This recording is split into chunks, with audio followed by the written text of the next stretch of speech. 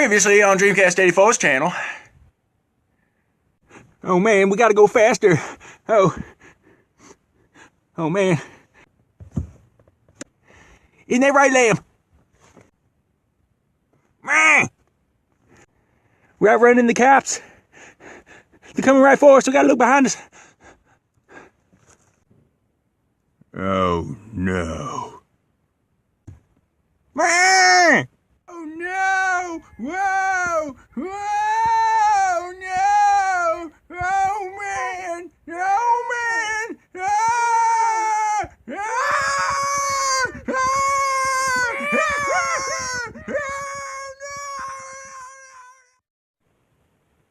What's going on, everybody? Dreamcast 84 here. Yeah. So I've been holding off on this one. Grandia 2. Just haven't been really too terribly excited about it. I've been playing Phantasy Star Online crazy. I have been working and yeah, like this is an RPG that is highly regarded within the whole RPG catalog of the Sega Dreamcast, but you got to keep in mind that the RPGs that are available for the Dreamcast is very limited. So you got Skies of Arcadia, you got Shenmue 2. This one it looks a whole lot better than Time Stalkers, but let's just take a look at it. As you can see, or as you've already seen, this has a compact disc that is added to the game. So if more retro games came with the music CD, that would be pretty cool, because I'd like Phantasy Star Online with the music CD. I guess that's what special editions are for. But, everything's digital now and everything. But, yeah, Grandia 2. Let's look into this.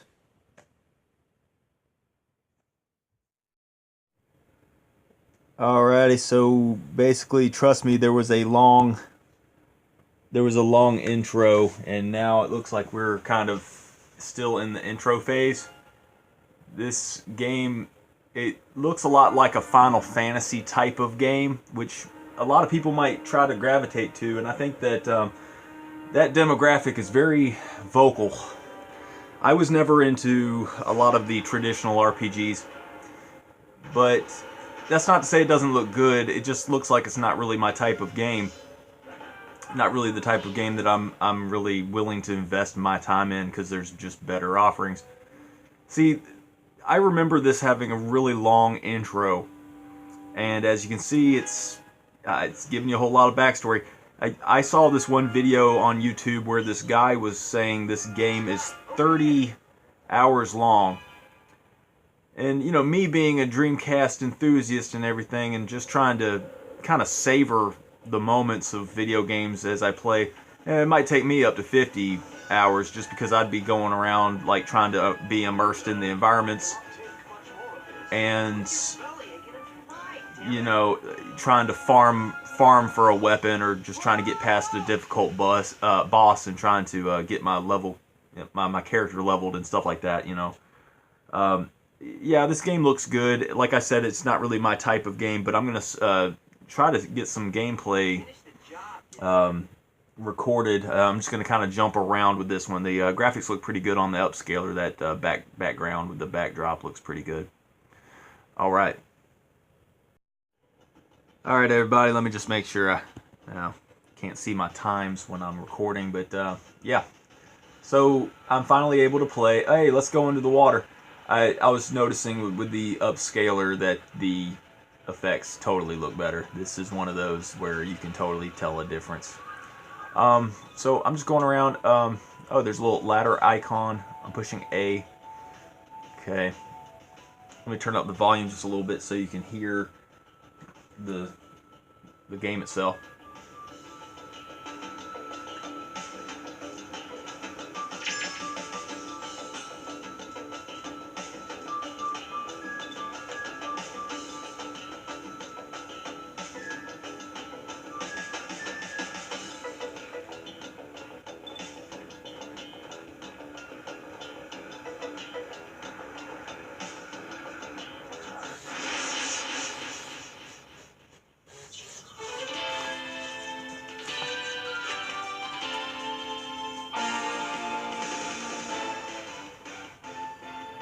Yeah, I can see why this game has a soundtrack, because it, sounds like it's kind of epic. Sounds like I can see that there could be a fan base for this. This game reminds me of Evolution. I was talking about Time Stalkers, not Time Splitters. That's a whole different thing.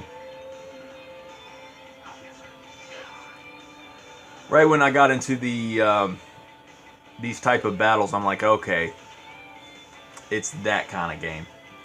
Turn-based strategy, right? You know. The first battles that you ever win in games like this are always kind of easy.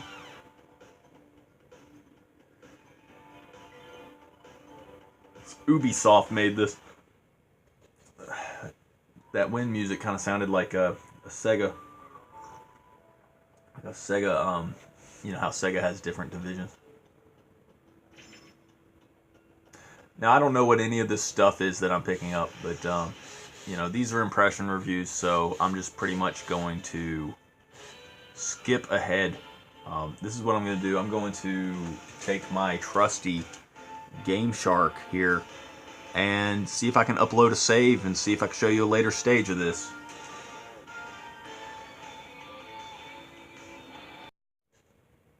Yeah, you see when I don't know what I'm talking about because it's my VMU backup CD that I'm talking about. It's not the Game Shark, so I'm going to be picking a game save file.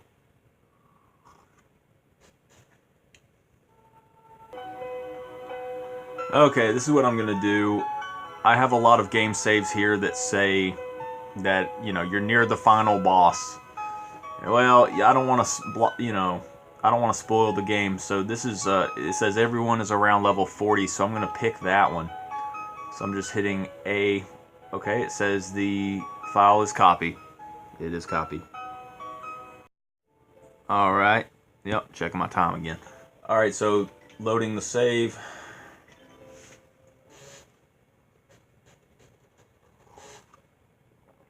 Checking this out.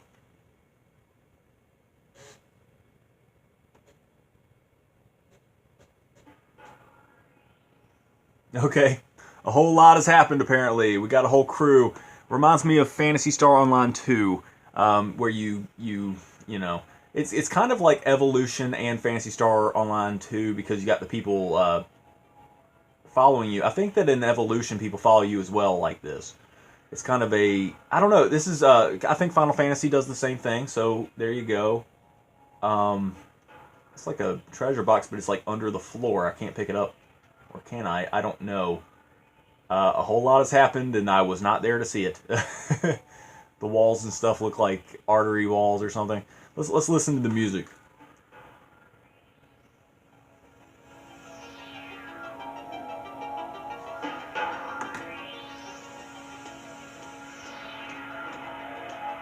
You can use both the analog stick and the D-pad. Seems like you move slower with the D-pad.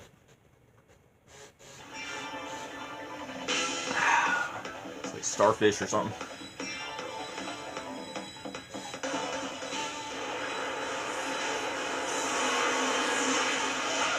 I don't know what I'm doing.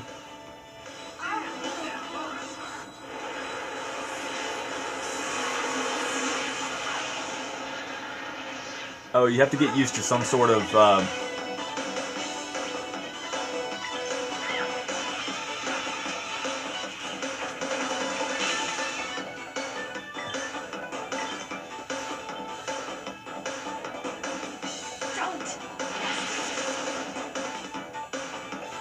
it looks like there's some sort of like bar on the lower right hand corner that you have to use.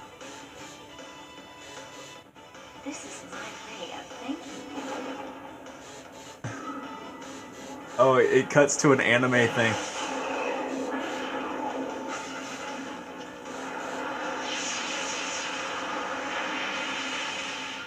This looks cool.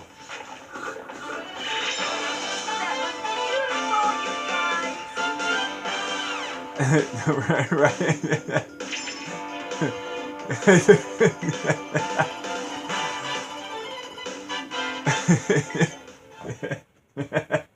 I don't know what happened. What was that? I just hit A couple times.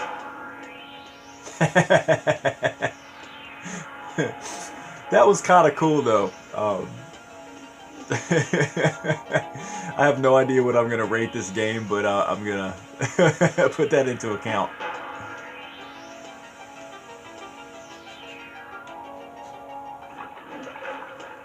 What? This looks gross. What is this? This is cool level design.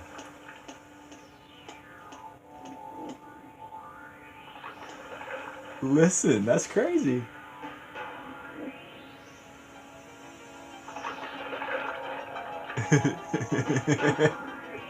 Where are we? What is this? Alright, so, using people's later saves, yeah. Whatever you gotta do to get into this game, I say be patient and check it out, because this is kind of cool. It's like some sort of prism. Is that like a little recover? Oh, that's how you save your games and stuff. Alright, so I don't know what to do, but this looks interesting. Yeah, let's talk about this game. Alright, so that's Grandia 2 right now, and I'm just really glad that I finally got this out of the way. I've been wanting to play PSO, and that's all I want to do, like with my free time these days. But hey, getting back into doing some of this is cool. Sunlight is strong right now. I might go outside and do some of that. But this game, not really my type of game. I think that it's cool looking though. The later stages look really cool. I bet you it's really rewarding to find out what that final boss looks like. And I think that I want to give this a personal 7.5 because I know that's kind of low for how good this game is supposed to be. But, you know, Skies of Arcadia and Shenmue were better. I think that I'm being very gracious by giving it a 7.5 because this is not really my type of game. Looks cool and everything, but I'll give it a 7.5. You know, hey, I think that's pretty good from a casual who hasn't really sat down and played it. I'm giving this one a benefit of a doubt. It's not really on my bucket list to finish before I die. I'm cool with just, you know, leaving this be, but, I mean, who knows, man? I mean, it's something to look into. 7.5 is pretty good. And what else was I gonna say? I don't know. Oh, with comments and stuff, man, I'm not like the best with keeping up with that, but I don't know. I'll see if I can do a little bit of that when I'm free at some point. But all right, cool deal. Appreciate everybody watching. Do I recommend this game? Yes, for RPG fans. If you have a SEGA Dreamcast, so right on. Right on. Thanks for watching, everybody. Dreamcast 84. You guys are awesome. Now a random review. Alright, so as you can see, I got my SEGA Dreamcast running. You know, one of them. And I got my PS4. And I don't know if you can tell, but there's tons of dust on this thing. Like, there's just a total layer of dust. And I've been playing a lot more Dreamcast stuff than PS4 stuff. And it's just insane how much time I'm spending on a retro console in 2018 right now. And here's a system that was released, 2016 or something? And, you know, I spend a lot of time watching YouTube. And I spend a lot of time just not even worrying about the Blu-ray movies I have. You know, when DVD was happening, I was like collecting DVDs like crazy. And the Blu-rays that I own is like 3, you know. And just, it's a DVD player, Blu-ray player, and that's cool. But it's just, I don't know, like, they came out with so many different models. This is the original model. I like the way it looks a lot. You can swap faceplates too. This little end piece right there, you can get different colors, but I mean, whoop-de-doo. I did that back with the 360 and stuff, but I just don't care anymore. I just don't care. Let me show you some of my games. So yeah, like, I don't even have my PS4 on right now. I feel so strange talking about it because I've been playing so much Dreamcast, like I'm saying, and it's all about the games, right? I feel like I grew up in a different time where just games felt different, or games felt more new and innovative and everything, and now it's just like there's just too many little indie games, or like people are so excited about these like 2D retro games. It's like it's 2018. I think we've had our time with the 2D game craze. Let's move on to the 3D games, because the Dreamcast was really the just the I guess golden age of where finally things were already 3D with the PS1 and the Saturn and the N64, but the Dreamcast was that leap where it was just like really good. It just looked good, and then the Xbox really was a good follow up. I think that the Xbox was really kind of the spiritual successor of the Dreamcast, just because of a lot of Sega sequels went to the Xbox original, but GameCube got the GameCube and PS2 got the Super Monkey Ball and stuff like that. Very jealous of that, because Super Monkey Ball deserved to be on the Dreamcast. I think I love Super Monkey Ball, but yeah, like I had Grand Theft Auto 5, and I got rid of that because I got stuck in the game. Now it's like an awesome game and everything, but I feel like there's a lot of Illuminati symbolism, and because there is, like there's this place where you can go where there's pentagrams and like weird symbols and triangles, and I mean the pyramids and all that bull crap. But when the system came out, I got mine used, and I bought into the hype because of the whole Xbox One, that whole fail, because they were trying to go digital only and like trying to do all this and connect only and all this. It was really it was a slap in the face to the consumers. But just because of the whole Connect thing, I got the camera, but it's pretty much useless, because what do you use it for? Like, there's some mini games and stuff, but I mean, other than that, what do you do? I got me like a second controller. I got these like little pads, because like the stick rubber things like come off easy. But I got rid of some. Like I had Knack just to check it out, and Knack is some bad. When it comes to launch games, I got the infamous Second Son, and I'm holding on to this one because it's the sun is so intense right now. But yeah, this one is actually pretty good. I think it's like really cool to have the freedom and the powers that you can do. This is one that I'm reluctant to get rid of. Talking about good ones. Okay, well, we got the Last of Us, which is kind of like a remaster or whatever, and this is one that I want to revisit at some point too. I used to have like BioShock, but then I got rid of them because I was just trying to declutter stuff in my life. But yeah, this is one of those like really good ones that you need to hold on to, because you'll probably want to revisit at some point. And the one I play the most all the time, or I have played the most from my PS4, is Earth Defense Force. Earth EDF 4.1, Earth Defense Force. If you haven't played this one, I recommend. But I'm waiting for EDF 5, and that's already out in Japan. It got released like December 6th. I read something online about that last night, and I'm waiting for Shenmue 3. We had Sonic Mania, and that's cool. It's like it's like, oh, it's the best Sonic game because it's so awesome. But the little mini games where you get the little blue dots and stuff, it's just like, I suck at that, and I'm not gonna try. And I already beat the main game as Sonic and Tails, and I don't really feel a compulsion to keep going. Sonic Mania is a beautiful looking game. You can tell it's got a lot of like love and stuff put into it. I think it's definitely worth downloading. What was it, $15 or something? It wasn't, or $20. Who cares? Get it because it's good. But yeah, I was really big into the Walking Dead series, but then I stopped watching because like that show just kept going and nothing happened. But the two Telltale games, the Walking Dead games, they're pretty good for checking out. But I mean, I probably wouldn't buy, just rent them if you can, but you probably can't.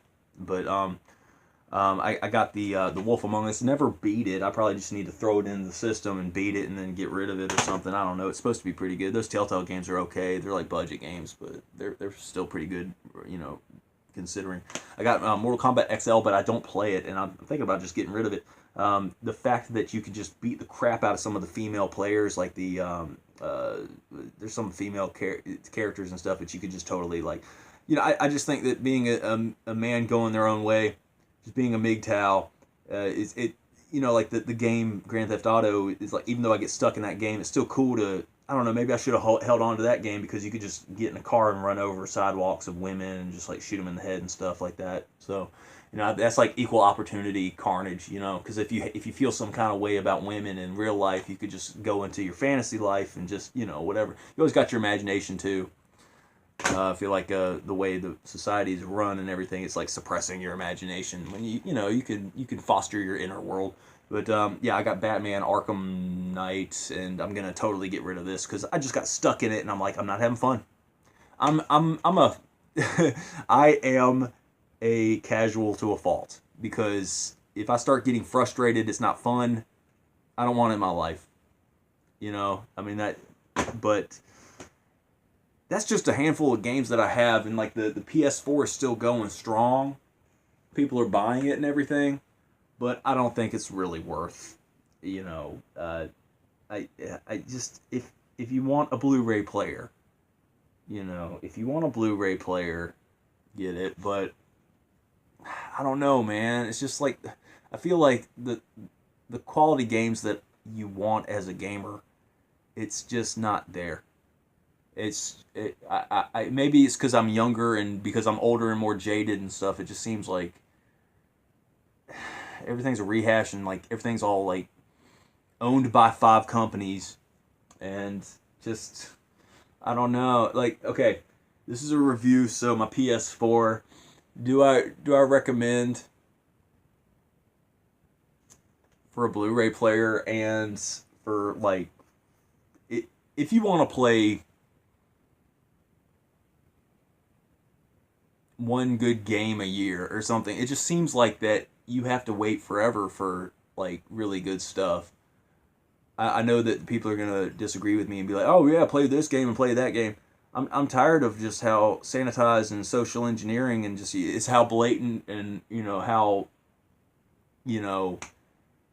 cold everything feels. It just feels like, the Dreamcast is so creative and imaginative, and just, it was just so awesome. It was just explosive how awesome it is. And like the launch games was like bangers. It's just awesome. The PS4 is like, oh hey, we got a game, oh, but you gotta wait. And it, like, I know it takes a lot of time to make games, but I guess this is a gaming gripe of just current gaming. But I just felt like, the Dreamcast is awesome. Xbox original was a good follow up. And then the Xbox 360 was like cannibalizing other industries, and just like, it was good at the time. It was like most good, the most solid, selling one. The Xbox 360 won that generation when it comes to sales, I believe. And then after the 360, you just had the PS3, and it's just like there was a lot of shovelware and a lot of like similar titles. And it's the same thing with the Xbox and the PS4 and the Xbox One now. It's just, yeah, there's like 2 games. Like, there's that Cuphead game that looks really cool, but does that justify getting an Xbox One? I guess expressing my, dissatisfaction with the Xbox and Microsoft, with just how, that launch of the Xbox One really just made me get rid of a lot of my old 360 games. Just tore my heart out. It's like breaking up with your girlfriend. It's like your heart is, you're just on the floor writhing in pain, and and nobody gives a shit, and someone's pissing on you or something. It's like, it sucks. You just feel defeated. That Xbox One reveal was so disappointing, and just the current state of gaming is not what it used to be. I'm putting my old man suspenders on. It's just, back in my day, things were better. That's because back in my day, things were better. Because back in my day, gaming consoles were gaming consoles. And they're really fun. And this is one of my days off, and I'm going to play some Phantasy Star Online. Thanks for watching, guys.